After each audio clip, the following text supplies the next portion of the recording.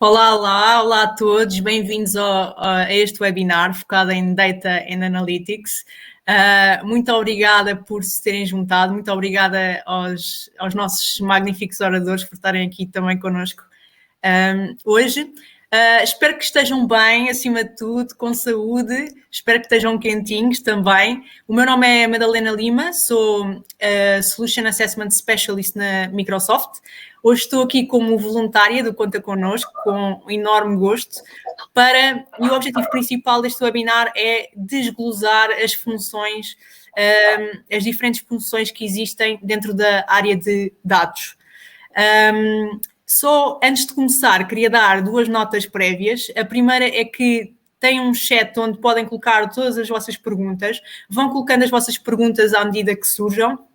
Nós não vamos interromper o webinar e no final vamos responder a todas as questões, ok? Por isso sintam-se à vontade para colocarem as vossas questões.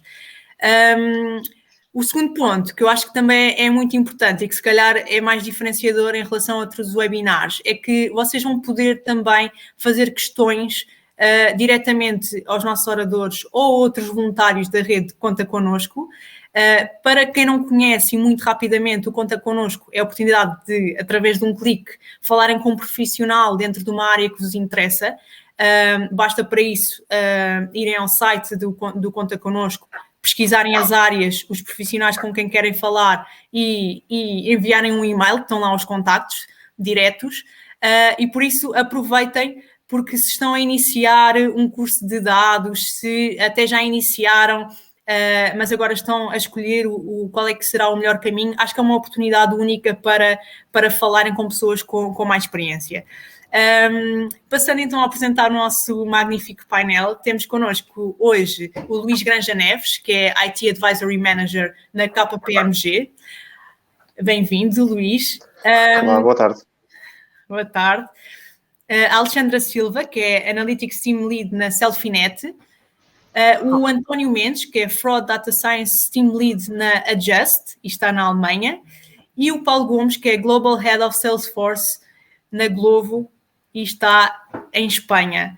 Muito bem-vindos aos quatro. Obrigada por se terem juntado.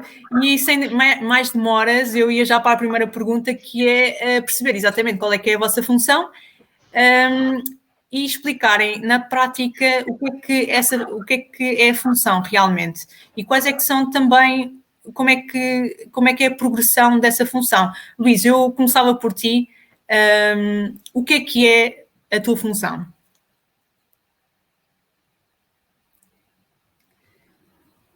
Boa tarde, desculpem, acho que deixei aqui de ouvir durante breves instantes. Madalena, se pudesses repetir. Sim, claro que sim. Eu queria que explicasses qual é que é a tua função, o que é que isso significa na prática e também como é que funciona a progressão. Certo. Bem, antes de mais, bem-vindos também a todos os que nos estão aqui a ouvir. Falando um bocadinho daquilo que tem sido, daquilo que eu faço hoje em dia, e portanto, como a Madalena referiu, eu trabalho atualmente como Manager de IT Advisory na KPMG Portugal. O meu papel é um pouco de Team Leader e de Project Manager em projetos de desenho e implementação de soluções de Business Intelligence. E, portanto, eu já trabalhei em vários setores neste contexto da KPMG, seja em banca, seja em seguros. Também já fiz alguns projetos mais peculiares em telecomunicações e até mesmo na área de gestão de resíduos e, portanto, aqui tenho tido a oportunidade também de trabalhar em vários setores. O que é que isto significa na realidade? O que é isto de trabalhar como Team Leader ou Project Manager em projetos de desenho e implementação de BI?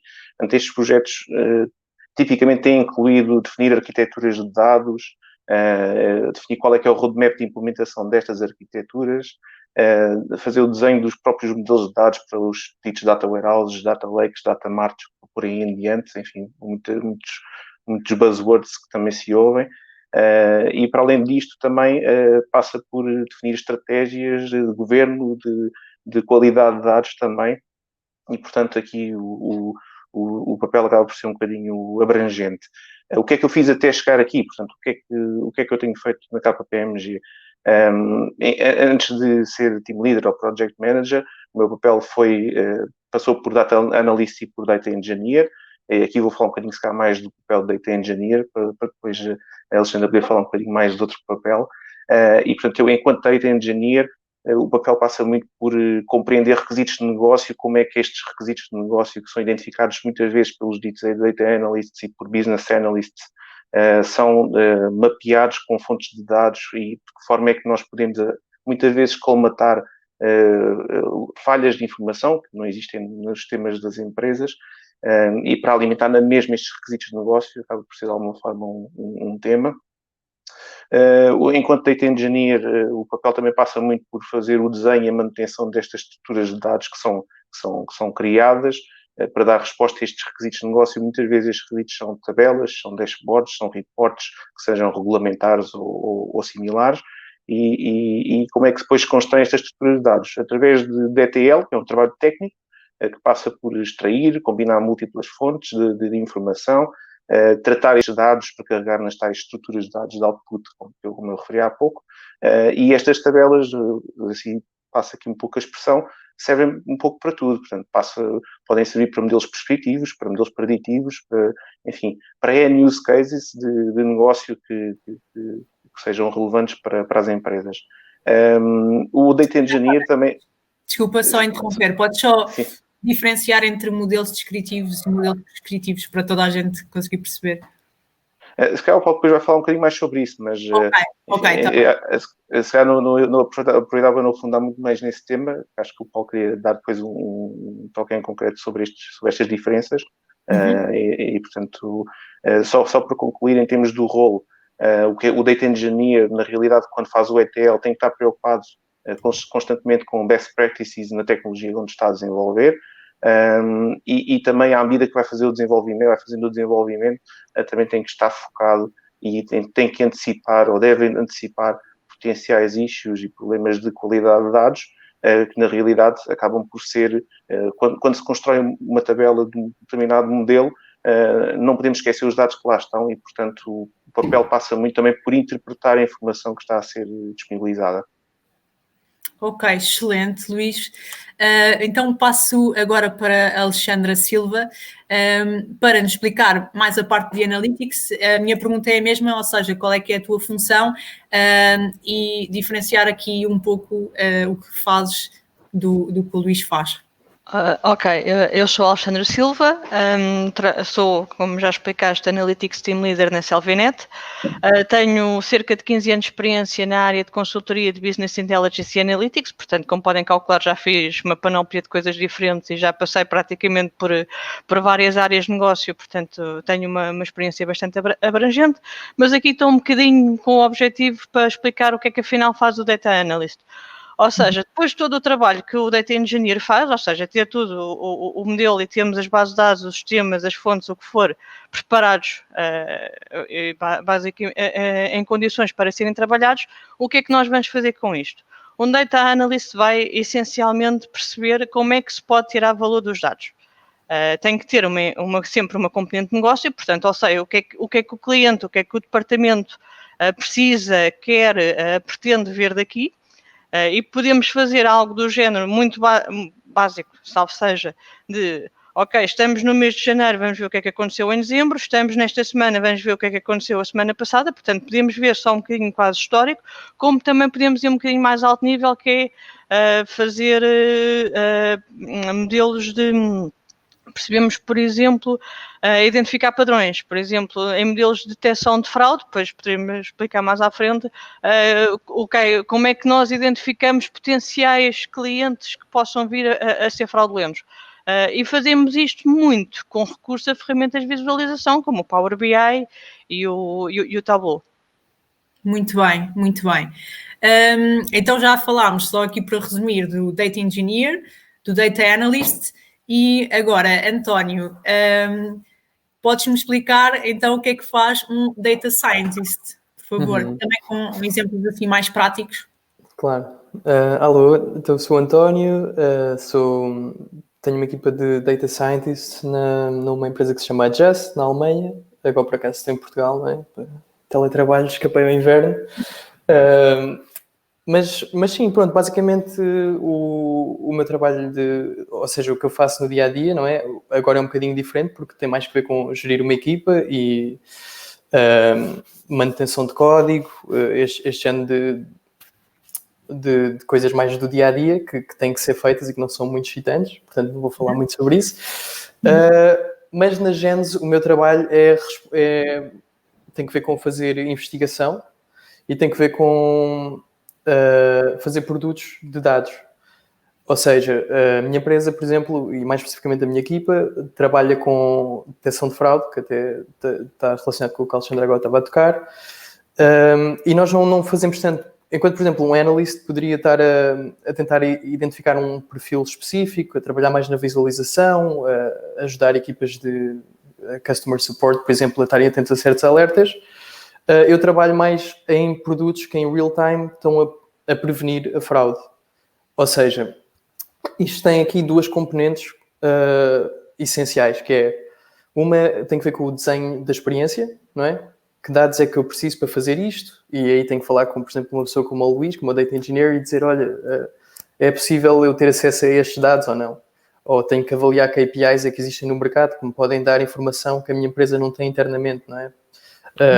Portanto, todo este desenho da experiência, perceber bem o domínio em que nos enquadramos. Por exemplo, se estou a trabalhar com fraude financeira é uma coisa, se estou a trabalhar com fraude em advertisement é outra coisa. Compreender o domínio, compreender que dados é que precisamos e depois, de facto, o trabalho em si é escrever o código para ter um produto que em tempo real, ou sem ser em tempo real, ingere dados, manipula-os, tens um modelo, o que seja, e consegues dar um output específico à tua empresa para adicionar valor, não é? Isto é uma parte grande do trabalho. Outra parte tem que ver com a manutenção depois destes produtos de dados que nós criamos, porque na nossa área a manutenção é essencial porque os dados podem se degradar com o tempo ou podem mudar ou simplesmente os parâmetros que os nossos modelos estão a usar passam a ser desadequados e nós temos que ter uma framework de manutenção. Isso também é uma parte muito presente do trabalho diário de um data scientist. Pronto, acho que é uma boa introdução. Está ótimo, António, obrigada. E passamos então para o Paulo.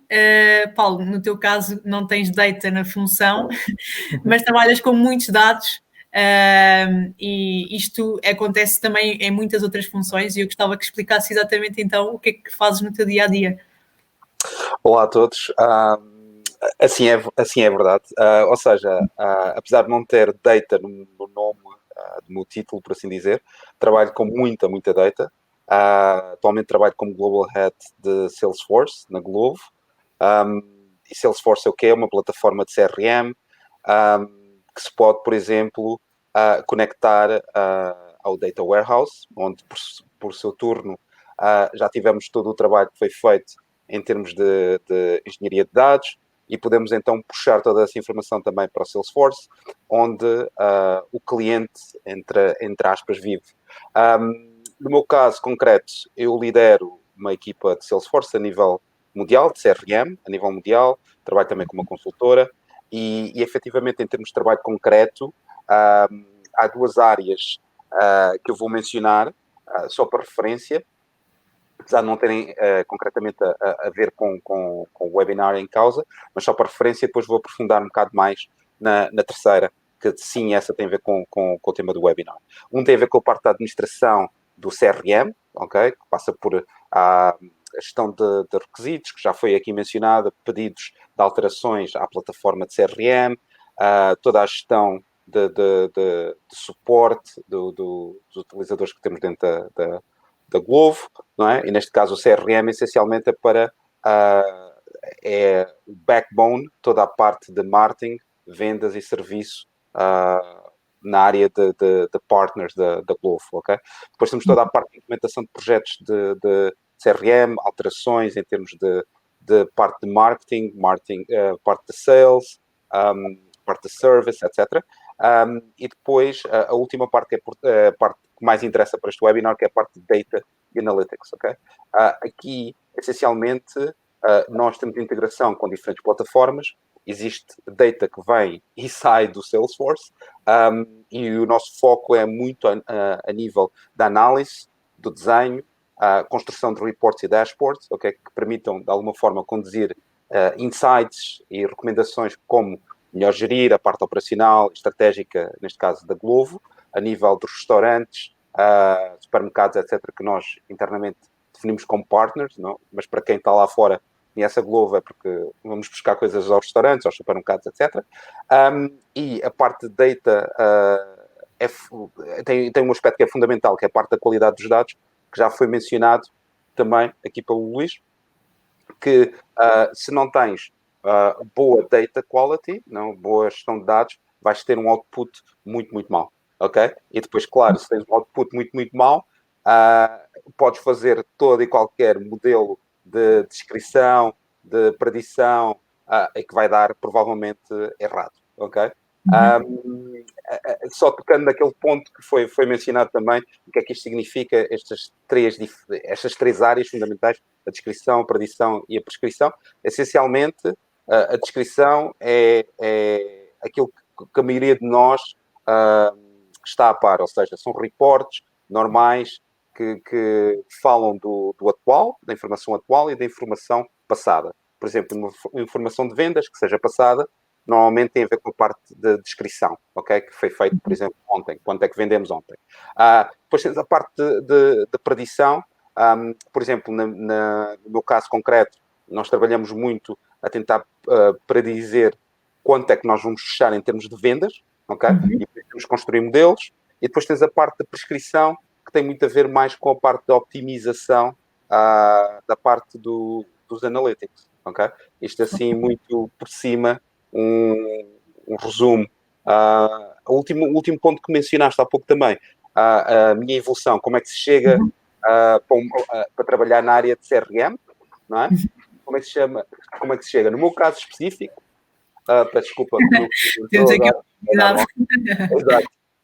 O Gustavo entrou em cena, mas pronto, como é que eu cheguei a este nível?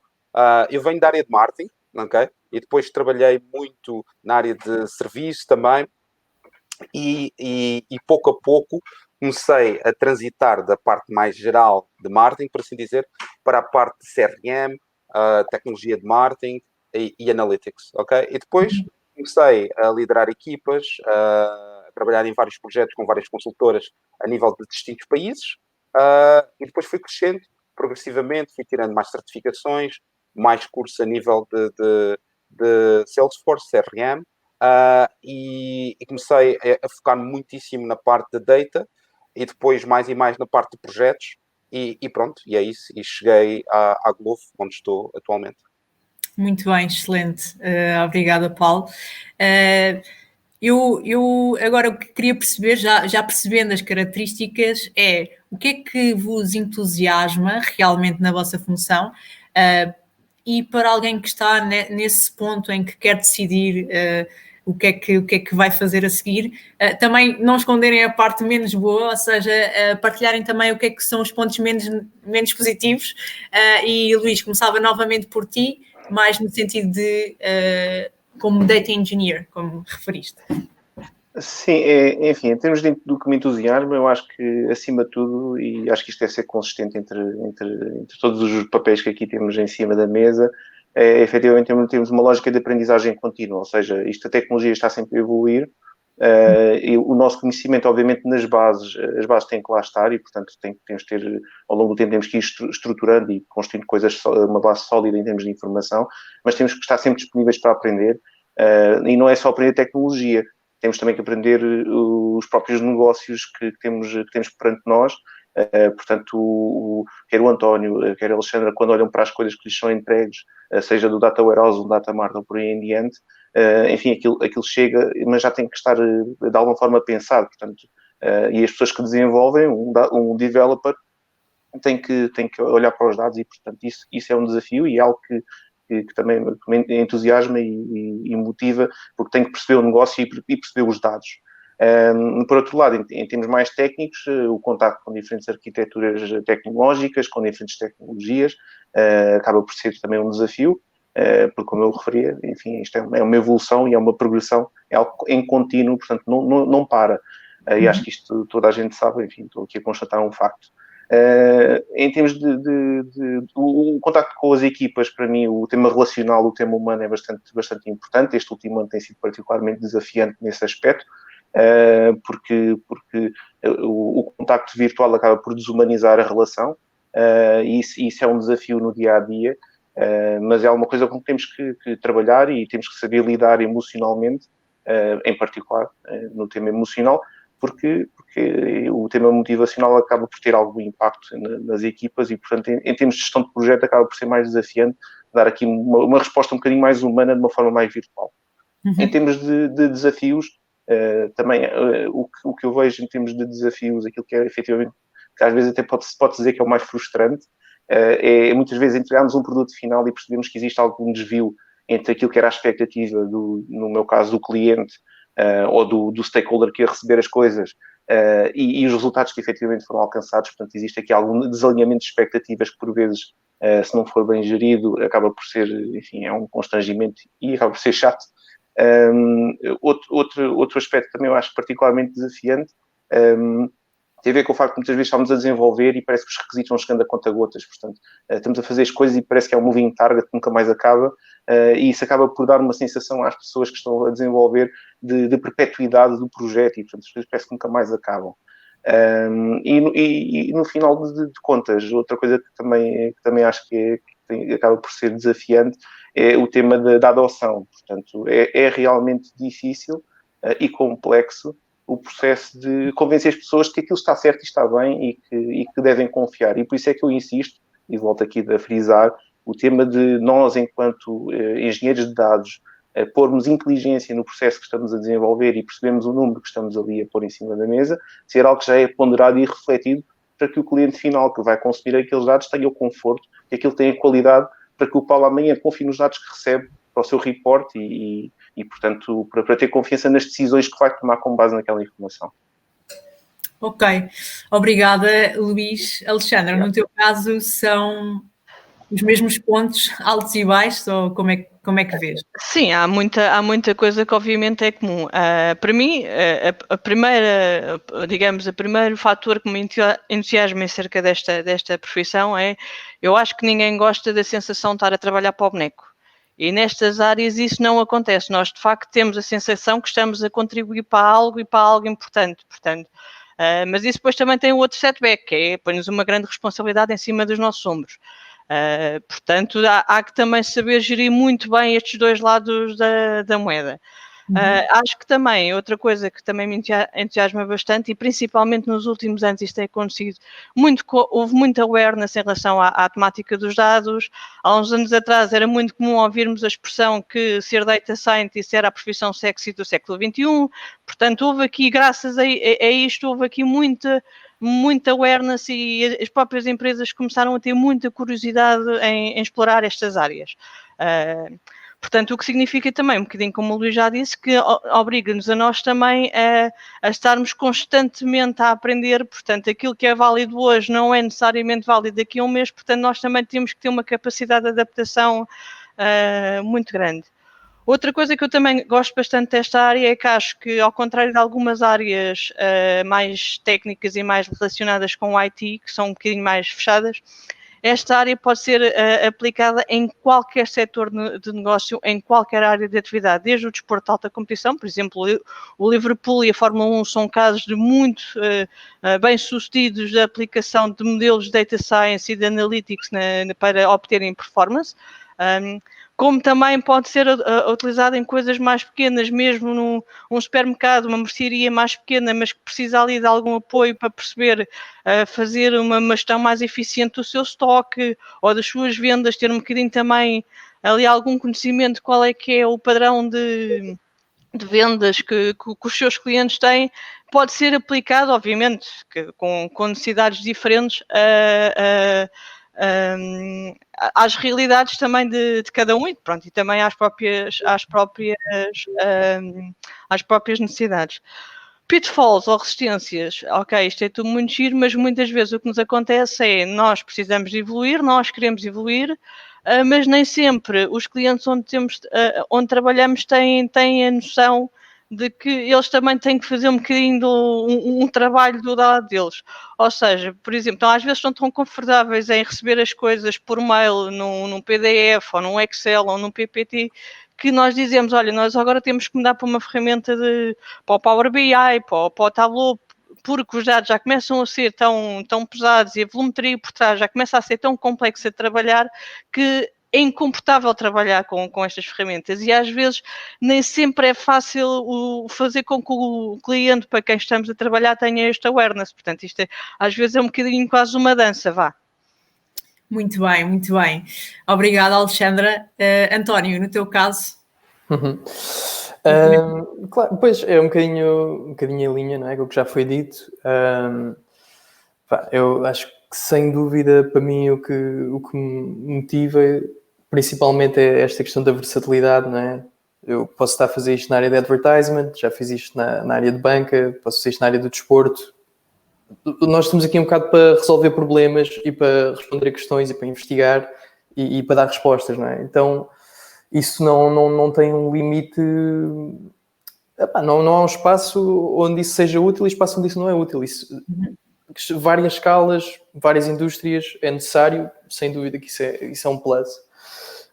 Outro plus é esta questão é um trabalho intelectualmente estimulante, não é? Às vezes também é um pitfall que não dá para estar relaxado quando gostávamos, mas de facto é um trabalho intelectualmente estimulante, temos que estar a aprender, como está a ficar mais, tem vindo cada vez mais e continua a estar na berra, digamos, temos que estar atualizados e temos que nos manter, porque todos os dias estão a entrar pessoas nesta indústria muito bem preparadas e com muita curiosidade.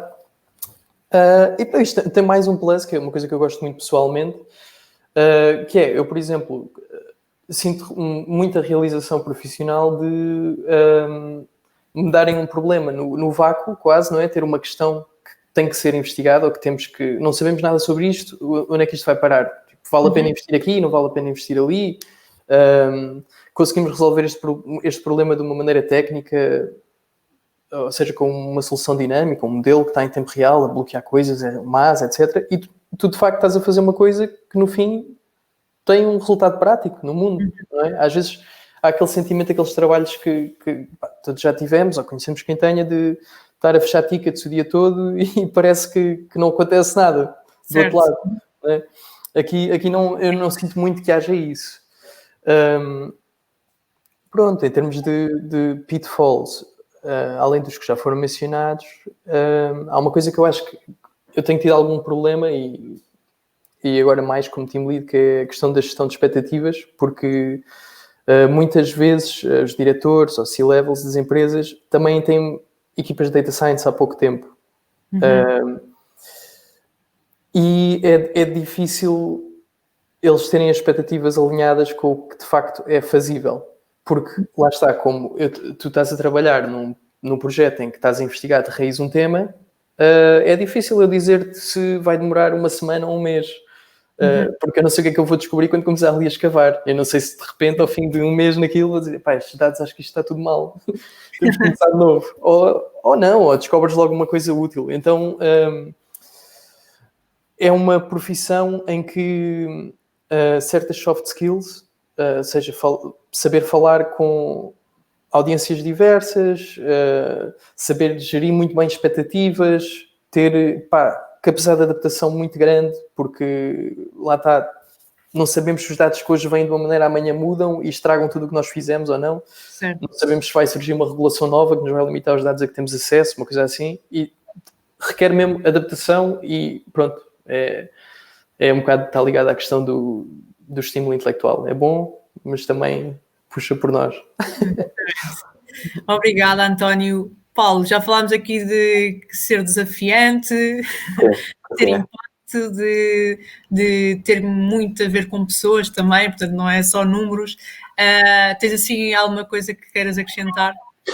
Não, ou seja, muito daquilo que foi dito eu acho que é o fundamental, ok? Acho que manejar as pessoas é de facto, pelo menos no meu dia-a-dia, é fundamental. stakeholder management, não?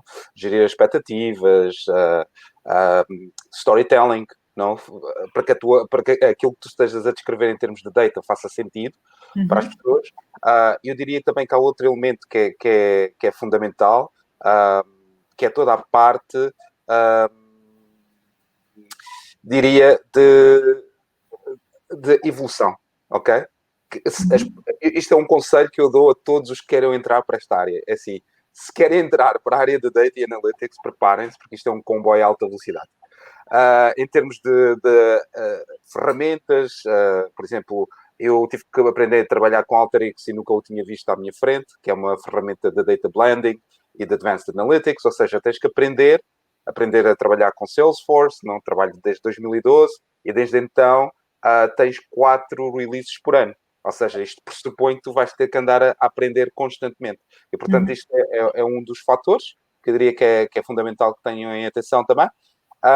E depois diria, para fechar, e só para fechar, ao contrário, entre aspas, do que começamos a falar, aquilo que mais me estimula, por exemplo, a estar a trabalhar na Glovo é, sem dúvida, poder moldar o futuro da Glovo, não é? Neste caso específico, a Glovo é um bebé, tem 5 anos, não é? Mas é uma empresa que tem vindo a crescer a uma velocidade tremenda e como eu vim de consultadoria, da IBM, em que trabalhava com muitos clientes, de repente é diferente trabalhar só com um, mas também dá uma forma de poder moldar o futuro da empresa, acho que é fundamental, e uma empresa que tem tanto impacto, ainda mais agora na parte do corona e do Covid, por aí fora. Tem um impacto global. Muito bem, obrigada. Imaginando então que eu já percebo bem o que é uma função, que já me entusiasmaram com a função. O que é que eu preciso de fazer para chegar até lá? Ou seja, vocês também já mencionaram aqui algumas ferramentas, mas quais é que são as capacidades, e aqui podemos falar de soft skills, hard skills, quais é que são as ferramentas, os cursos, as certificações que nós precisamos de fazer? Luís, novamente contigo, o que é? Sim.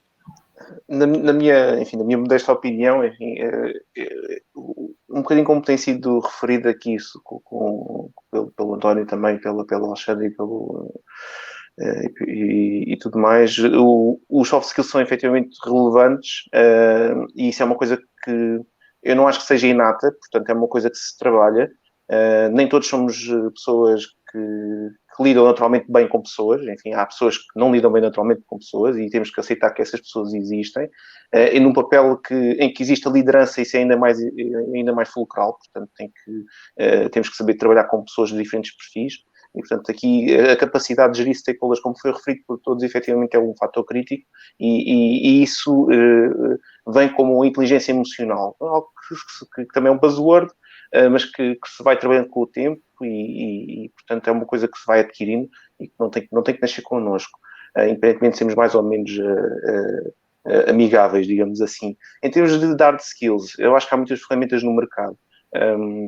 Aquelas com que eu tenho tido mais contacto são da Microsoft e do SaaS, e, portanto, ferramentas de ETL, por exemplo, o Microsoft Integration Services ou o Data Factory, agora mais orientado para cloud. No caso do SaaS, o Data Integration Studio são boas ferramentas de ETL. Em termos de qualidade de dados, que também foi referido, que também já referimos várias vezes, há algumas ferramentas também que pode fazer sentido para alguns roles que exista alguma pré-estudo ou pré-certificação, se pudermos dessa forma, como o SaaS Data Flux. E depois, numa componente mais de gestão de projeto, o clássico PMP do Project Management, ou ter contato com certificações relacionadas com metodologias Agile, podem também fazer sentido para um papel mais já de team lead. Enfim, isto também depende um bocadinho do ciclo de desenvolvimento de cada um.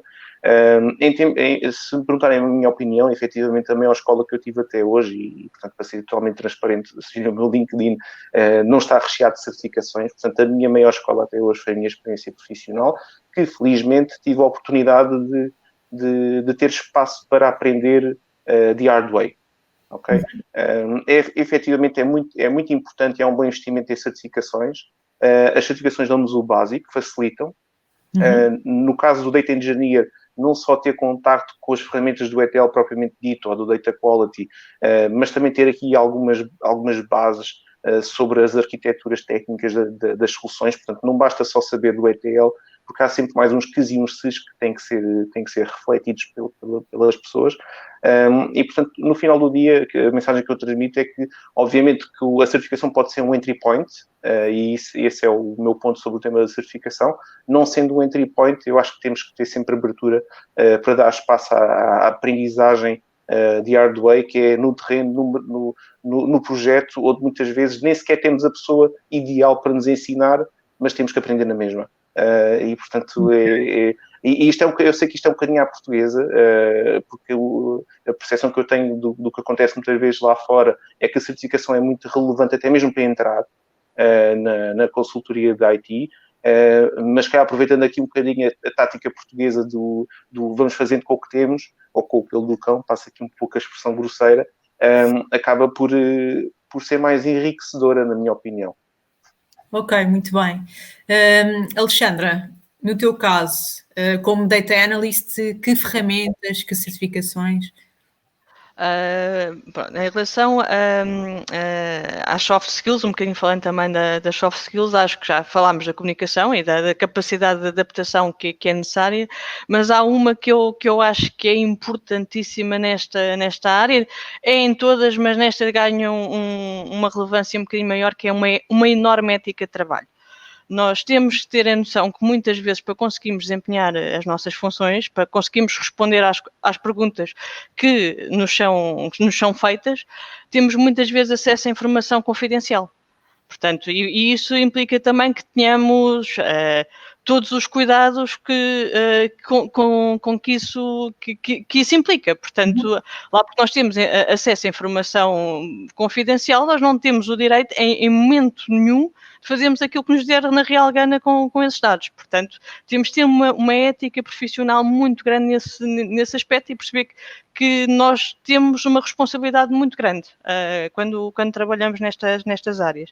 Em termos de ferramentas, acho que quem quiser saber um bocadinho desta área, sem um bocadinho um compromisso, sem um grande investimento, pode por exemplo, ver alguns cursos no Coursera ou em sites como o Udemy, que têm algumas formações em Data Science, em Machine Learning, em Data Analysis, com algumas ferramentas e que nos ajudam um bocadinho também a termos um know-how básico e ali alguma, digamos, uma porta de entrada para também termos a noção se temos aqui também alguma sensibilidade, se faz algum sentido e se gostamos de trabalhar nesta área ou não, até porque muitas vezes há exemplos práticos, portanto, coisas mais que eventualmente iremos cruzar numa vertente mais empresarial. Depois, obviamente, se quisermos entrar mais a sério, temos sempre cursos como pós-graduações e mestrados, como a Nova IMS e a UISC têm muito cursos bastante interessantes com opções com várias opções, até pronto, para vários preços, não é? Porque estas certificações normalmente não são baratas. E, por exemplo, a própria, por exemplo, o Power BI estava-me agora a lembrar quando o Luís estava a falar, por exemplo, o próprio Power BI tem uma opção de trial que nós podemos fazer um próprio curso online dentro da aplicação, portanto, ele vai-nos dando também ali um bocadinho algumas bases do que é que se pode fazer aquilo, porque é que se faz assim, porque é que se faz assado, qual é que é a diferença entre os tipos de ligações. Portanto, às vezes ali alguns conceitos básicos são importantes e são relevantes. Pois, obviamente, temos sempre os grandes aliados nesta área, que para mim são o Google e o YouTube, que muitas vezes porque lá está, como o Luís estava a dizer, muitas vezes temos que trabalhar com ferramentas que nunca vimos na vida, que não fazemos ideia o que é que está por trás, e depois muitas vezes uma ferramenta da Oracle ou da Microsoft para fazermos exatamente a mesma coisa tem uma forma completamente distinta de fazer. Portanto, nós temos que ter esta adaptabilidade e temos uma capacidade de sabemos pesquisar o que é que queremos no Google ou no YouTube, vai-nos facilitar bastante a vida.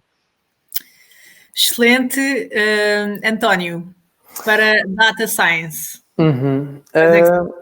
Pronto, acho que, claro, mais uma vez é um bocadinho em linha, não é? Há este género de soluções, tipo certificações e as coisas mais formais como por exemplo, eu também tirei o curso na 9IMS, sem dúvida deu-me tipo a base para trabalhar nesta área. Mas para elaborar nisso, uma coisa que eu acho interessante é, por exemplo, eu estou na faculdade, vou de encontro a uma comunidade que já está interessada nestes tópicos e que está a estudar, mas claro que nem toda a gente pode ir para esse curso, só porque já tirou noutra área tangencial, que está com algum interesse, o que seja. Mas eu acho que isto dá para colmatar utilizando as comunidades que existem já, ou seja, por exemplo, grupos como o Data Science Portugal, até mesmo Reddit, subreddits de Data Science, são espaços onde há imensas pessoas que estão disponíveis para responder a perguntas e para ajudar com conselhos, etc. Espaços como este, não é? Do Conta Connosco, este género de webinar, este tipo de iniciativa. Acho que não é de desvalorizar, ou seja, não é de se desmotivar por às vezes estar um bocado sozinho, a tentar aprender tudo sozinho. Exatamente, não é? Que esta questão, eu posso tentar ir ao YouTube, ver tutoriais, etc. E sem dúvida, já me safou milhares de vezes, mas às vezes é toda solitária. Ok. Sem ser isso, e só para dar mais um exemplo concreto de uma coisa que eu acho que é importante, e até depois a nível de procura profissional, acho que é sempre bom ver num CV, pelo menos sempre que contratei senti isso, é ter um projeto específico. E às vezes é difícil estarem a inventar um projeto de raiz, porque é preciso ter dados, é preciso ter um problema a resolver. O Kaggle é uma plataforma boa para isso, tem desafios do mais básico ao mais complexo, alguns com prémios, uns sem prémios. Tem a parte da comunidade também, tem um fórum muito ativo. Tem, muito importante, tem uma parte que é a parte dos kernels, que tem tipo notebooks com o código de outras pessoas. Podes ver como é que pessoas com experiência na área resolveram este mesmo problema e depois podes tentar tu replicar o código ou ver coisas que eles não pensaram. Portanto, eu acho que essas são as duas coisas que eu recomendaria, ou seja, procurar uma comunidade e desafios práticos como Kaggle. De resto, em termos de ferramentas mais específicas, eu trabalho maioritariamente com open source, tanto no dia-a-dia Python. Em termos de base de dados, uso Postgres, uso a minha empresa e as pessoas com quem eu trabalho, usamos Postgres. E agora estamos a experimentar o ClickHouse, que é uma ferramenta nova que foi construída por basicamente a Google da Rússia, que é interessante. E para visualização usamos o Metabase, mas Tableau, há tantas soluções por aí. O Metabase tem a vantagem de ser open source, portanto, mesmo no tempo livre, se quiser experimentar, ou para um hobby, ou para um side project, é uma solução. Muito bem, obrigada, António. Paulo, as tuas dicas. Eu aqui vou discordar um bocado, para atiçar um bocado a conversa, vou discordar um bocado do Luís, ok? E vou dizer isto com base na minha experiência também. Eu diria que a base não é que seja fundamental, mas dá-te sempre um valor adicionado se vieres de uma área que tenha a ver com estatística, matemática, business intelligence, data, marketing research, etc. Eu fiz uma pós-graduação em marketing research e analytics e deu-me um boost. Mas eu diria que caso não tenhas a possibilidade de tirar uma pós-graduação ou mestrado, ou que seja numa área semelhante, ou mesmo a nível de licenciatura, eu diria que as certificações são uma maneira curta, entre aspas, e que tem um impacto brutal, ok? A nível de Salesforce, e falo, por exemplo, do exemplo de Espanha, um developer em Salesforce que trabalha avidamente com data está nas 10 profissões mais procuradas. E facilmente encontra trabalho, sem sequer ir à procura. E, portanto, eu diria que, por exemplo, tirar as certificações como Sharing and Visibility Designer ou Data Architecture vai-te dar um boost em termos de, por exemplo, se trabalhares na parte de CRM em Salesforce. Eu trabalho nisso, mas também trabalhamos com a parte de Tableau, não? E aqui tens várias, tens Certificate Associate, que te dá um boost também em termos de lógica e de conhecimento da ferramenta. E depois, algo que foi falado também muitas vezes, que eu concordo plenamente, são as comunidades. as comunidades dão... É algo... É um poço de conhecimento, ok? E, portanto, se vocês querem começar a trabalhar e se têm dúvidas, há comunidades que estão aí disponíveis para ajudar. Por exemplo, há uma ferramenta que eu não mencionei, que é muito potente e tem uma comunidade muito potente, que se chama KNIME, KNIME, que é para Advanced Analytics, ok? Que é alemã, e é uma ferramenta open source muito potente, ok? Ou seja, esses seriam os meus conselhos, ok? A nível de... E para rematar, a nível de formação, se tiveres vieres numa área mais orientada à data, espetacular. Se não tiveres, foca-te em certificações, foca-te em projetos, liga-te às comunidades para dar esse boost. E depois na parte, diria, para fechar, a parte que para mim é fundamental é tu podes ser muito bom, entre aspas, a fazer aquilo que fazes, mas se não tiveres conhecimento de business, se não entenderes para quem estás a trabalhar e porque é que estás a fazer, é zero. Podes estar a perder imenso tempo. Portanto, acho que é fundamental também investir muito na parte de business e conhecer mais e mais e mais a tua empresa ou o projeto para o qual queres te candidatar e trabalhar. Porque isso sim vai-te dar uma vantagem competitiva em relação aos outros. Ok? Esses são os meus, para além da parte de stakeholder management, diria. Ok, excelente. Eu acho que é bom também vermos várias perspectivas, porque vocês fizeram caminhos diferentes também e por isso tiveram a vossa própria experiência e estão a falar o que funcionou para vocês, portanto acho que é excelente termos estas diferenças também de perspectiva. Imaginando que eu já estou super apaixonada por uma área que já me convenceram, acho que há um ponto também que é muito importante que é, ok, mas quanto é que eu vou ganhar? É alguém que todos pensam, mais ou menos, ou quase todos pensamos, e por isso era isso que eu queria saber agora, que é como é que pode ser o meu desenvolvimento e quanto é que, qual é que é o range de salários que eu posso esperar. Luís?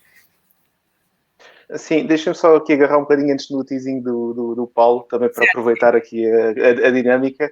Enfim, aquilo que eu queria dizer um bocadinho sobre as bases, até mesmo porque o meu background não tem nada a ver com IT, não tem a ver propriamente com criar as bases numa perspectiva académica, porque eu sei que isso na cultura portuguesa tem sido, desculpem a palavra, um pouco castrador muitas vezes das oportunidades que são dadas às pessoas em função do curso académico que têm. Não tanto nesse sentido, era mais numa perspectiva de podermos construir e ir construindo à medida que vamos tendo as oportunidades e criando, e temos que ser nós muitas vezes a criar essas oportunidades, a criarmos as bases. Eu, portanto, com o background que tive, eu tive que continuamente ir criando os alicerces para ter um conhecimento minimamente sólido para podermos ter esta conversa hoje. É um bocadinho mais nessa lógica, porque eu sinto que este tema do percurso académico, infelizmente, e ao contrário do que acontece noutras realidades, noutros países, invariavelmente acaba por penalizar as pessoas que muitas vezes querem mudar de carreiras, e por isso é que também surgem algumas iniciativas para reconversão dos currículos das pessoas no sentido de aprenderem componentes mais técnicas. Mas pronto, queria só aqui agarrar um bocadinho no que o Paulo totalmente para reforçar. Mas estamos alinhados, claramente. Sobre a questão dos caminhos, eu vejo 3 caminhos para mim mais ou menos claros. Um deles é como developer para uma pessoa que queira estar mais focada numa perspectiva técnica, numa perspectiva operacional do desenvolvimento. Obviamente que com o tempo um developer começa-se a especializar e, portanto, vai acabando por evoluir ele próprio naquilo que é o seu conhecimento da tecnologia ou das tecnologias onde trabalho. Eu devo dizer, em termos de... Eu já assisto há algum tempo e, portanto, gostava de replicar porque concordo. Eu acho que não há ninguém que seja especialista em mais do que 2 ou 3 coisas ao mesmo tempo. Porque a partir do momento em que somos especialistas em 3 ou 4 coisas ao mesmo tempo, já somos generalistas, porque já são demasiadas coisas para sabermos ao mesmo tempo. O nosso cérebro não dá para isso. Portanto, aquilo que eu diria é que um developer tem que ser bom no processo de especialização e tem que saber exatamente a tecnologia e onde se quer focar. Outro papel que eu vejo é o team lead, mais numa perspectiva aqui, se calhar, muito ligada à operacionalização dos projetos e dos processos de desenvolvimento, de gerir as equipas. Esta é uma gestão de projeto, na minha opinião, muito próxima da equipa de desenvolvimento, ou seja, desta equipa de developers aqui para efeitos ilustrativos. e, na minha opinião, este Team Leads acaba por ter um papel que tem que também ter alguma solidez de conhecimento tecnológico, portanto, não é alguém que vai palpitar sobre um cronograma, não chega, tem que ter opiniões, tem que saber o que é que quer, como é que quer lá chegar, tem que saber orientar a equipa de desenvolvimento. E muitas vezes até ele próprio tem que desenvolver, e isso já me aconteceu muitas vezes no passado, não bastou ir mandar uns bitites, eu também tive que pôr as mãos na massa e fazer o papel de developer, porque em Portugal em particular vivemos numa realidade é que uma pessoa tem que fazer mais que uma coisa e nós temos que ser polivalentes nesse sentido. O terceiro caminho que eu vejo é mais relacionado com o project management, que não deixa de... Nós, para sermos bons project managers, de alguma forma, temos que saber sobre o que é que estamos a gerir, portanto, não basta só aqui ter uma certificação, isso não chega, porque se eu não tiver sensibilidade às coisas, eu não vou saber mensurar, não vou saber estabelecer o meu cronograma. E também não vou saber coordenar as equipas, porque eu não sei se o que eles me estão a dizer é verdade ou não. E, portanto, se eu não sei se é crítica à equipa, eu também não sei aqui distinguir se me estão a enganar no desenvolvimento dos projetos ou não. E, portanto, isto acaba muitas vezes por ser um papel que também é mais diplomático e mais político, porque muitas vezes tem mais contacto com D-levels e com C-levels e, portanto, com pessoas de outros campos da organização. Em termos de remuneração, enfim, o meu conhecimento é parco em relação aos ranges salariais. Posso dizer da minha percepção que em Portugal um developer, dependendo da sua senioridade e também da dimensão das organizações onde estão envolvidos, poderá ter um range salarial anual entre 20 e 45 mil euros por ano, isto é a minha sensibilidade. Um team lead, diria que entre 25 a 55, aqui grosso modo, e um project manager, diria entre 30 a 65 mil euros por ano, mas lá está, Portugal tem várias lógicas organizacionais, tem várias lógicas remuneratórias, e, portanto, enfim, é um bocadinho um wild guess sobre este tópico dos salários. Ok, obrigada, Luís. António, tu estás na Alemanha, podes dar aqui também um contributo internacional. Qual é que é a tua ideia sobre isto, sobre os salários e o desenvolvimento? Então, assim muito rápido, só para tocar na parte do desenvolvimento, eu trabalhei em Portugal e depois trabalhei em Berlim, não é? E a minha empresa tem um produto que é business to business, então acabo por interagir com muitas empresas, tipo a Spotify ou a Klarna, pronto, várias empresas relativamente jovens, tecnológicas e falo com pessoas na mesma área nessas empresas. Em termos de evolução, o que eu senti como maior benefício de vir para fora foi mais a flexibilidade e a abertura a ferramentas mais atualizadas de trabalho, ou seja, a coisa de quero usar Python para este projeto porque eu acho que faz sentido. Ok, usa o que queres, nós não queremos saber. Estamos a usar Postgres, que é um sistema de base de dados que é expansível. Ok, usa, nós não queremos saber. Então tens um bocadinho de liberdade para trabalhar. Tens mais liberdade, eu senti mais liberdade para trabalhar como queria do que sentia em Portugal. E isso também te permite depois escolheres o teu caminho, que é um bocadinho, ou especializas-te muito num tipo de tópicos, que tem um bocado a ver, por exemplo, com o que o Paulo estava a dizer há bocado, que eu concordo totalmente, que podes tornar o guru da tua área, quase.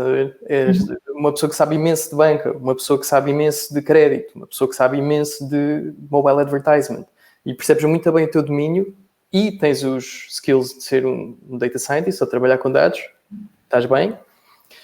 Podes enverdar mais por um caminho de quereres fazer mentorship, de se tornaste um team lead, como me está a acontecer agora, não é? E aí um bocado o céu é o limite, porque depois, dependendo do tamanho da empresa em que estás, pessoas com skills em dados acabam por podes acabar como um CTO, podes acabar como um CMO, ou seja, Chief Marketing Officer ou Chief Technological Officer, porque, pronto, o saber ler dados não tem bem um espaço. Em termos de ranges salariais, em Berlim, que é o caso que eu sei mais concretamente, eu diria que um júnior estará sempre ali a receber entre os 45 a 55 mil anos. A questão cá em Berlim é que também é mais fácil depois ser aumentado e é mais fácil progredir na carreira, eu sinto. E eu acho que mid-level, senior level, já estás a falar de 60 a 70 mil, e daí para a frente, 75 para cima. Portanto, sim, acho que são esses mais ou menos os níveis. Inicial, júnior, 45, 55. Uhum. Ok, obrigada, António. Paulo, também tens as duas visões, não é? Nacional, internacional. Sim. É assim, só olhando à questão do tempo, vou focar-me só em Espanha, mas de facto, pronto, eu tenho uma noção de 5 países diferentes, não é? Com bandas salariais diferentes, ok? Em relação à Espanha, eu diria que há, e olhando para a área de data, eu diria que há 4 posições que têm muito interesse, que é a parte de developer, como já foi mencionado aqui pelo Luís também, a parte de data analyst, a parte de data architecture, não? E depois tens a parte de team lead, project manager, eventualmente head, ou alguém que vá para além disso, diretor, etc, etc. Quais são os valores que nós estamos a falar aqui? Se estás a falar, por exemplo, de uma pessoa que seja júnior em termos de developer, no mínimo, diria que deve estar para aí a ganhar à volta de 30 mil. 25, 30 mil ano. E isto poderá ir até, se fores mais sénior, poderá ir por volta dos 60. 60 mil, 50 e tais, 60 mil. Depois, quando estás a falar de data analysts, os valores são ligeiramente diferentes, ou seja, isto tendo em conta, claro, estás a falar de diferentes empresas, etc., mas à volta de 20 mil, para começar, e que depois poderá ir eventualmente aos 40, se fores mais sénior. A nível de arquitetura, aí terás valores diferentes, depende daquilo que faças, mas podes começar à volta de 28 e podes ir à volta dos 50, e depois, se fores mesmo um domain expert, podes ir aos 70 capas. E depois, a partir daí, tens ranges superiores, ou seja, tens pessoas que estão a ganhar entre 80 a 90, estás a falar de pessoal mais a nível de C-level, estás a falar de 120, 150, 200, 250 capas. Mas eu diria que o range normal será entre os 20 aos, diria, se és júnior, até aos 35, e depois 35 aos 50, e de 50 a 65 por volta disso em termos gerais, ok? E depois, claro, há uns que vão mais abaixo ou mais acima, mas é isso. Muito bem. Olhem, obrigada a todos. Eu acho que nós já estamos aqui quase a tocar as 7 horas, por isso eu vou seguir aqui para as perguntas. Temos várias perguntas no chat. Obrigada por terem colocado as vossas perguntas. Vamos responder a todas, vamos tentar responder a todas. Eu sei que durante o webinar houve vários termos técnicos que foram utilizados, por isso, se ainda ficaram com algumas dúvidas, podem falar com eles diretamente. Eu acho que isso é importante, portanto, se quiserem, visitem o site Conta Connosco, vejam lá o que é que... falem com as pessoas que estão como voluntárias. Nós estamos lá como voluntários, por isso estamos mesmo com vontade e dispostos a falar convosco. Podem falar connosco sobre o CV, sobre uma entrevista, sobre nada em específico, mas apenas quererem saber mais, por isso estejam à vontade. Também há uma página no Conta Connosco onde compilamos todos os recursos e por isso... recursos, quando eu falo em recursos, é cursos que podem fazer, que são públicos, não é? Alguns são pagos, outros são gratuitos. Há uns que, por exemplo, os bootcamps são tipicamente mais caros do que um curso online, por isso têm lá tudo numa mesma página e é muito fácil de explorar, por isso convido-vos só a irem ao site. Então, indo aqui para as perguntas. A primeira da Marta Wadsworth. Alguma rotina diária, semanal, que tenham que vos permite manter-se sempre atualizados face às constantes novas tecnologias? Alguém se quer aqui adiantar? Eu posso responder a isso. Eu normalmente tenho um grupo de páginas e de sites e uso muito o LinkedIn para fazer isso, alguns grupos do LinkedIn, para ir lendo artigos por exemplo, alguns podcasts do Towers Data Science para ir também estando um bocadinho a par do que é que vai sendo feito. Sim, normalmente através do LinkedIn e de algumas páginas que sigo no LinkedIn e também alguns podcasts e também recebo bastante newsletter de empresas como a BI for All, a Noesis, que fazem também muito trabalho, da própria Microsoft, que tem muito trabalho nestas áreas e que vou acompanhando também o que é que vai sendo feito. Muito bem. Se ninguém quiser acrescentar... Eu vou, assim muito rapidamente, olha, eu digo 3 coisas. YouTube, LinkedIn, e diria que plataformas de aprendizagem, por exemplo, tens o Trailhead, mas terás outras de gamificação, em que está constantemente a ser atualizada e podes aprender enquanto brincas um bocadinho, tranquilamente. Muito bem. Obrigada. Vou então passar para a segunda pergunta do Osvaldo César da Cruz Vuns. Boa noite, caros. Quais são as ferramentas usuais e necessárias para um analista de dados? Eu acho que já tocámos um bocadinho neste ponto, mas para ficar claro, quais é que são aquelas fundamentais? E Alexandra, perguntava-te a ti diretamente. Ferramentas de base de dados como Oracle e Microsoft, SQL Developer, por exemplo, e ferramentas de visualização Tableau, Power BI, são normalmente as ferramentas. Pois se o Data Analyst também tiver a parte do Data Engineer, também convém ter ferramentas como o Pentao, Data Integration, que nos ajudam também toda a parte do processo de, ok, para termos os dados na base de dados, temos de também ter tudo tratadinho. E devidamente em condições para serem manipulados. Portanto, acho que diria que são estes 3 grandes áreas em que nós devemos ter, e algumas ferramentas seriam estas, assim, para dar um exemplo de cada uma delas. Certo. Esta pergunta se calhar é mais de futuro, quais é que são as tendências de Data and Analytics para os próximos anos? Isto é, quais é que são as linguagens de programação ou ferramentas que irão ser mais utilizadas? Têm uma ideia? Querem responder? Eu se calhar posso responder aqui a esta. O que eu tenho sentido é que há coisas que vão ser relevantes porque estão em constante atualização, não é? Python, R... este género de coisas não se vão embora porque estão a ser ativamente trabalhadas por comunidades muito grandes e estão a ser usadas em imensos sítios. Dito isso, há coisas que estão a acontecer e há tendências que eu acho que estão-se a destacar, tipo plataformas de streaming de dados,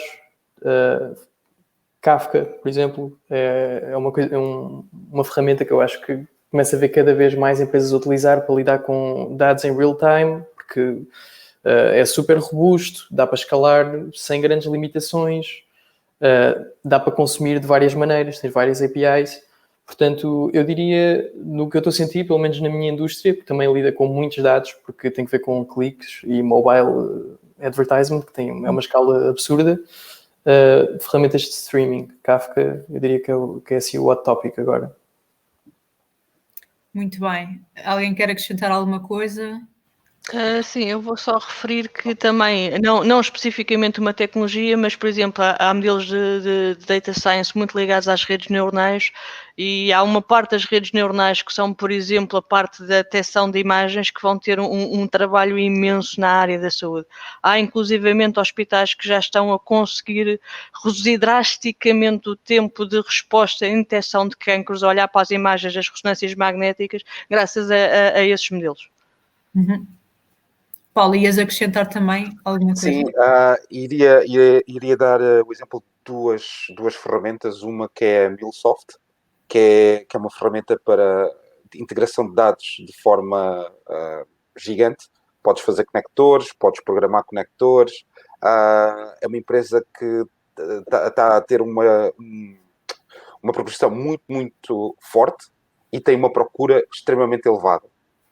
Isto olhando, dando como dica a quem está a pensar entrar para esta área, certifiquem-se em MuleSoft, trabalhem nisso, que de certeza vão ter trabalho. E depois a outra que diria era, que me parece, é o Alteryx, muito por causa da questão do data blending, que é a mistura de dados de diferentes plataformas num só local onde tu podes manipular. e depois podes fazer modelos e depois podes fazer o output dessa informação. Esses diriam que são os dois que me parece que vão ter muita procura também. Ok, muito bem. Desculpe, eu queria só acrescentar, não relacionar diretamente com tendências de linguagem de programação, mas que acho que é também um foco que se vem vendo cada vez mais no mercado, em particular em Portugal, que tem a ver com o tema da qualidade de dados e com o governo de dados, que na realidade existem já no mercado várias ferramentas que endereçam este tema do governo de dados e da monitorização de qualidade de dados. Assim, a memória, como eu referi, tem ferramentas de SAS, como tem também Colibra, se não me falha a memória. Enfim, há várias ferramentas no mercado que permitem monitorizar e ter uma estrutura de governo montada para que todo o ciclo de vida dos dados esteja a ser monitorizado e não só aquilo que é feito no fim, à ponta do use case, mas tudo o que é feito ao longo do pipeline da informação até chegar ao consumidor final, para garantir que, acima de tudo, podemos tomar decisões boas ou tomar as melhores decisões possíveis com base numa informação que é válida. Okay? Só aqui dar essa nota. Ok, muito bem. Luís, continuo contigo. A pergunta é diretamente para ti. Gostava de saber que background tens, pois sei que quem não vem de engenharia informática acaba por ter muitas dificuldades em ser data engineer. Confirmas? Desmentes? É assim, o meu background, como eu referi há pouco, eu tirei uma licenciatura e mestrado em finanças. Vir para a tecnologia, devo admitir que não foi uma escolha pensada à partida, ok? Posso dizer que foi um pouco fruto das circunstâncias, porque eu estava num departamento financeiro na altura na Altice, na altura na Portugal Telecom, entenda-se, em que eu manuseava dados, enfim, como um utilizador de negócio na maior parte das empresas em Portugal, utilizando o Excel. E extraía coisas a SAP e fazia coisas em Excel. Enfim, eram as ferramentas que também me davam e eu também não tinha muito mais conhecimento. Mas depois o vir trabalhar para a tecnologia, eu posso dizer que foi quase um acaso. Portanto, não foi uma coisa que eu tenha idealizado e que tenha dito, para a semana vou começar a trabalhar em tecnologia. Não foi assim. Surgiu a oportunidade. Nessa oportunidade que surgiu, eu consegui ter contacto com vários espectros, com muitas áreas na tecnologia, não só no BI, mas como no EPM, no Enterprise Performance Management, enfim, tudo que na realidade vai usar dados. Acabei por ter aqui algum contacto com várias soluções e isso permitiu-me vir percebendo quais é que eram os caminhos mais óbvios para ir aprendendo e para conseguir assumir também um papel, como eu dizia ao início, de Data Analyst e de Data Engineer, portanto, um papel misto, em que eu posso alavancar o know-how que tenho mais de negócio e para ser totalmente transparente, não tenho, nem nunca tive ambições de ser um bom developer, ok? Porque não podemos ser bons em tudo, portanto, eu sempre achei que é mais relevante para mim ser um developer que dá para o gasto, desculpem aqui a expressão, mas ao mesmo tempo ter confiança no que sei do negócio e saber confiar no meu instinto em termos de percepção dos números e tudo mais. E isso para mim foi fundamental. Portanto, eu sei que não é fácil uma pessoa tirar, aqui sempre conceitos, tirar história ou tirar relações internacionais e dizer que amanhã quer vir fazer ETL. Há um caminho a fazer. E muitas vezes, aliás, eu se calhar provavelmente por contacto próximo, eu não tenho ideia de ter visto um CV de pessoas com esse background académico e por isso é que eu dizia que existe um preconceito de alguma forma ou algo mais intrínseco na nossa forma de trabalhar em Portugal, de alguma forma exclui pessoas que têm esses backgrounds e que se calhar às vezes até têm experiência como developers, ok? Eu conheço pessoas que são bons developers que tiraram Sociologia e Psicologia, portanto, não tem nada a ver uma coisa com a outra. Portanto, mas admito que a pergunta é pertinente, portanto, não é fácil, não é óbvio e a oportunidade foi meramente ocasional, podia nunca ter acontecido. Muito bem, acho que está claro. Agora, uma pergunta para todos que é este desequilíbrio entre a oferta e a procura na área de dados. O que é que está a ser feito e o que é que acham que devia ser feito? Deixa-me só aqui aproveitar para concluir e depois falo os restantes. O que é que está a ser feito? O que eu acho é que existe algum esforço por parte das instituições académicas, principalmente na oferta de pós-graduações, para tentar trazer pessoas de fora, entre aspas, de fora do ciclo normal, novamente, entre aspas, de entrada no mercado, para que tenham cada vez maior awareness. Uma das minhas preocupações com todos os meus clientes é que eu percebo que existe uma baixa literacia de dados. Fala-se muitas vezes de uma baixa literacia financeira, mas também existe uma baixa literacia de dados. E isso tem a ver com, muitas vezes, as academias não dão essa informação, não dão essa formação nos cursos. Eu sei, por exemplo, o ISCTE já começa a oferecer como cadeira optativa para alguns cursos, até de outras áreas que não informáticas, cadeiras de ciências de dados, ok? Eu, na minha altura, tive uma cadeira de métodos de previsão, enfim, que era uma cadeira também um bocadinho mais analítica, mas pronto, não era diretamente uma cadeira de informática, ou relacionada com a informática, e portanto eu sinto que as universidades estão a tentar fazer um esforço para ajudar a sociedade a se transformar, ok? Depois cabe às pessoas dar resposta e também cabe depois à oferta das universidades ter maturidade para oferecerem cada vez melhor às pessoas. Mais Foi que eu acho que estamos a perder o Luís. Uhum. Bem, eu acho que se calhar continuamos se o Luís conseguir voltar. António e Alexandra, querem acrescentar algo? Acho que o Luís está... aquilo que o Luís falou. Pronto, as próprias faculdades já estão a fazer isso. Por exemplo, eu fiz uma pós-graduação em Data Science e Analytics na Nova IMS e eu, pronto, sou uma pessoa que tem um background de informática e desta área, mas aquela pós-graduação foi aberta a pessoas que, por exemplo, vinham de engenharia química, portanto, que não tinham rigorosamente nada a ver, porque a questão é que muitas vezes aquilo era um bocadinho aquilo que o Luís estava a dizer. Muitas vezes o que acontece é que nós acabamos, por independentemente da área de formação e da área em que trabalhamos, acabamos por alguma razão, acabamos por profissionalmente ligar-nos às áreas de dados e depois pedem-nos coisas mais complexas e não conseguimos responder. Portanto, muitas vezes este tipo de cursos ajudam nisso. E algumas empresas também estão a desenvolver projetos de investigação, por exemplo, pegam muito por exemplo, com o técnico, tem protocolos com o técnico em que, ok, nós precisamos desenvolver aqui um processo de investigação, então vamos buscar a malta que precisa de acabar os mestrados, então usamos aquela investigação com base numa tese de mestrado e ajudamos alunos também um bocadinho a entrarem no mercado de trabalho assim. Mas obviamente que sim, há um grande trabalho a percorrer, até porque o awareness das próprias empresas e da utilidade competitiva que podem ter nestas áreas, nem sempre as próprias empresas têm este awareness e pronto, e é preciso também um bocadinho, nós partimos um bocadinho essa pedra. Muito bem. António, não... Não tenho muito mais a adicionar, acho que é isso, acho que se vai colmatar com o tempo também, porque há pessoas que vêm de outras áreas que, sei lá, fazer uma tese de mestrado ou que seja, acabam por trabalhar um bocadinho com dados, malta certo. De física, psicologia, etc. Pá, acabam por ter as bases e depois se quiserem podem explorar. Então passamos para a próxima pergunta, que também é para a Alexandra, sobre a apresentação visual de dados. Em que medida o Excel, em alternativa ao Tableau e ao Power BI, costuma ser utilizado para a apresentação de dashboards e reports? Isto é muito ou pouco utilizado? É demasiado comum, na minha opinião, porque o Excel está disponível para toda a gente. Portanto, não é, nós temos as licenças Microsoft, portanto o Excel está lá. Portanto, e muitas vezes acaba por as próprias pessoas de negócio, como se sentem confortáveis a usar o Excel e a fazerem lá umas visualizações, depois acaba por Excel servir para tudo. Pronto. E ok, é verdade que para as coisas, se calhar, pontuais, para as análises, aquilo que nós chamamos de análise ad hoc, ok, que são coisas pontuais, o Excel serve perfeitamente e é uma ferramenta perfeitamente válida e útil para estas coisas.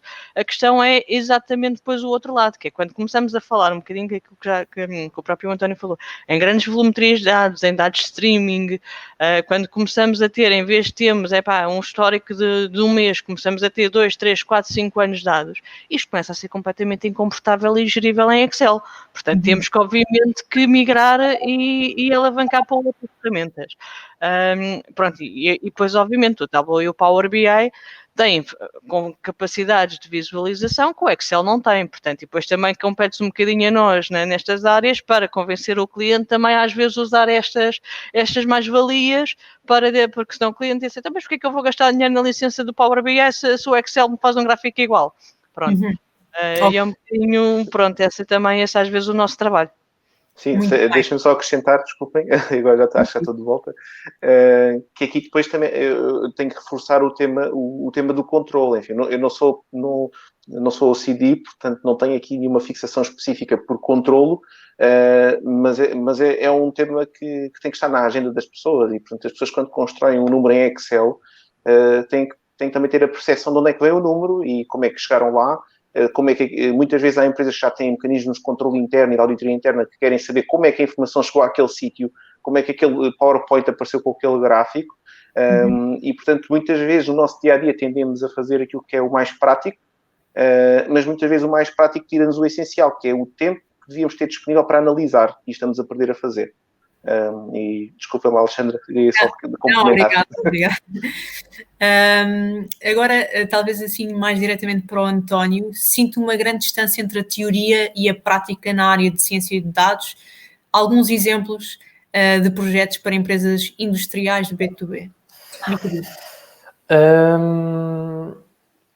Sim, é assim, eu posso dar, ou seja, posso dar um exemplo da minha empresa, se calhar porque a minha empresa é B2B e eu trabalho em ciência de dados, não é?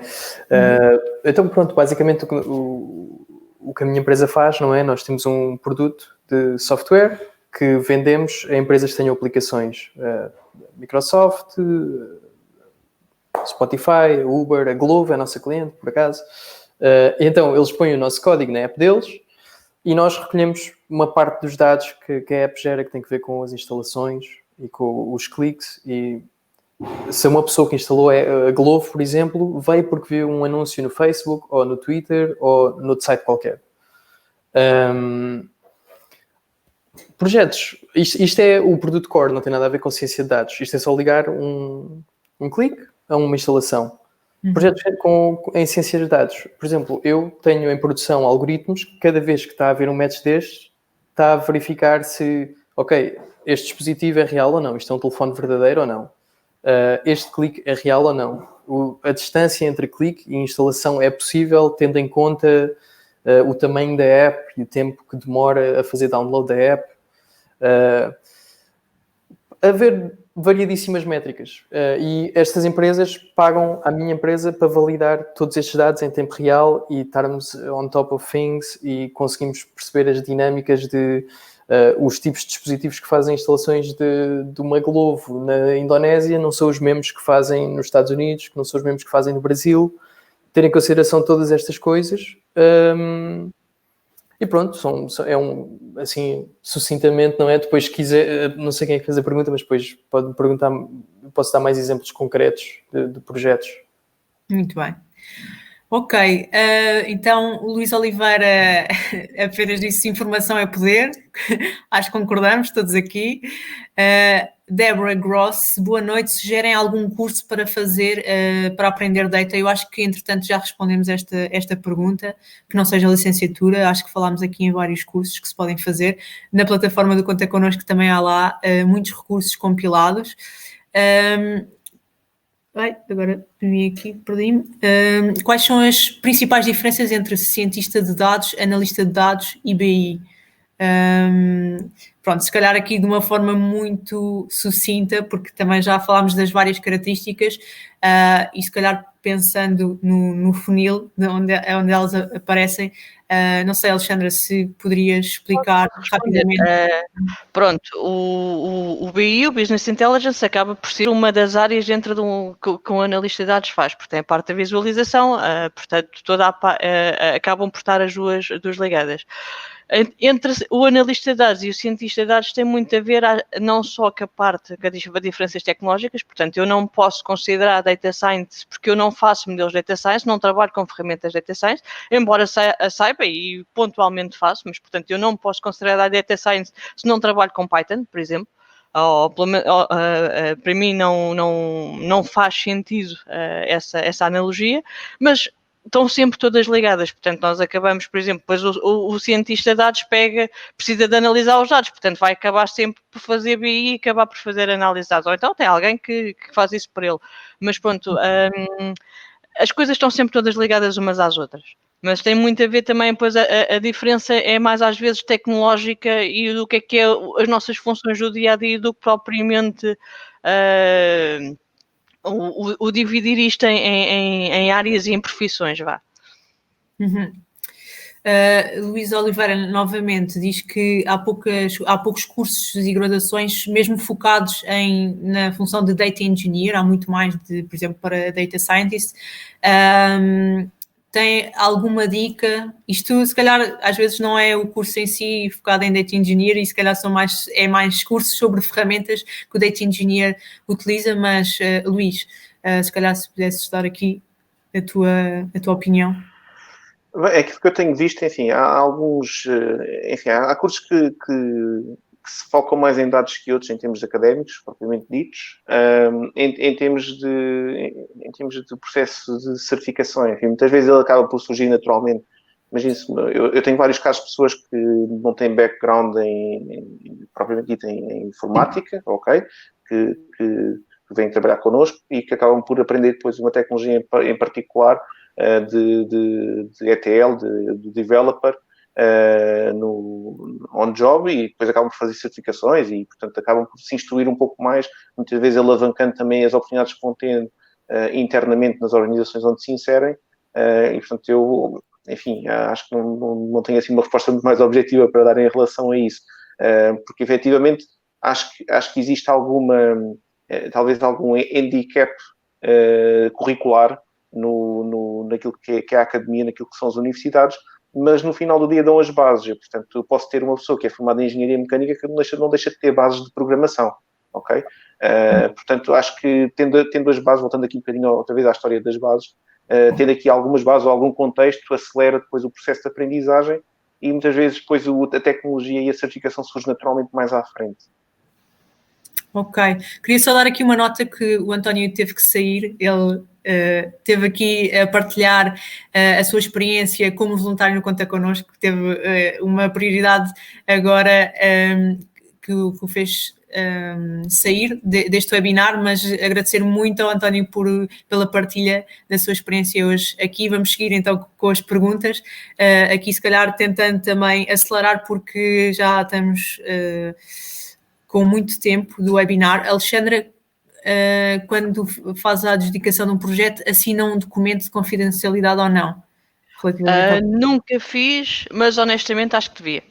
Acho que devia ser obrigatório. Aliás, eu não faço porque normalmente é a minha empresa que tenho esse contrato com o cliente, portanto isso vai um bocadinho quase por defeito e é similar, mas honestamente acho que devia. Acho que todos nós que trabalhamos com dados confidenciais devíamos assinar um termo de responsabilidade ou ter um código deontológico, qualquer coisa. Muito bem. Quem quer começar a carreira em Data, por que área deve começar? Eu acho que há muita gente que faz esta pergunta. Tiago Fernandes. Eu diria que... Força. Não, aquilo que eu queria dizer apenas é que, tal como o meu exemplo propriamente dito ilustra, não há uma resposta óbvia para essa pergunta. Portanto, muitas vezes é contexto, muitas vezes as coisas surgem naturalmente no desafio profissional onde as pessoas estão e a oportunidade aparece e de alguma forma é um entry point. Muitas vezes começa-se por developer, outra vez com uma lógica mais de visualização e estruturação do reporting, outra vez mais uma lógica de real world problems e tentar perceber como é que eu extraio insight e entro mais num modelo de ciência de dados, como o António vem falando também. Mas, na minha opinião, não existe uma resposta universal para esta pergunta. Paulo, desculpa. Eu divido em três partes. Tens a parte de engenharia de dados, diria, não é? É uma boa área para se começar. Depois tens outra parte que tem a ver com a parte de data quality, em que tens que ser mais process-driven, a meu ver. E depois tens a parte de visualização e análise. Tudo isto, qualquer uma das três, a meu ver, depende muito de um elemento fundamental, que é paixão e vontade de aprender em contínuo andamento. Porque qualquer uma das três vai depender um bocado disso. E são áreas que se tocam, mas são distintas. E, portanto, eu vejo esses como sendo os três principais ramos, por assim dizer. E depois é uma questão também de interesse e de paixão por qualquer uma das três. Muito bem. A Marisa Garcia coloca uma pergunta que eu acho que também já respondemos, que era quais os cursos que, para quem não tem licenciatura na área de IT, sugestões para entrar na área de Data Analytics. Já falámos aqui muito das capacidades, cursos, etc. Um comentário do Ricardo Vidigal da Silva, muito boa conversa, e de cultura analítica, da importância da ciência e do business é considerada e não apenas tecnologia. Obrigada, Ricardo. O principal desafio e problema que temos é de comunicação nas empresas em Portugal e apresentar à gestão de topo o valor de decidir com base nos dados, depois continuamos a gerir em função do achismo e não de data-driven. E finalmente a última pergunta, Dani Coelho. Olá, é possível para a Alexandra referir valores aproximados a nível de salarial para posições de Data Analyst em Portugal? Nós já demos aqui alguns valores, não sei se a Alexandra... Eu não estou muito a par das redes salariais, porque, pronto, como não estou na parte da contratação, não estou muito a par. E nós já acho que já tanto o Luís como o Paulo já referiram um bocadinho também isso.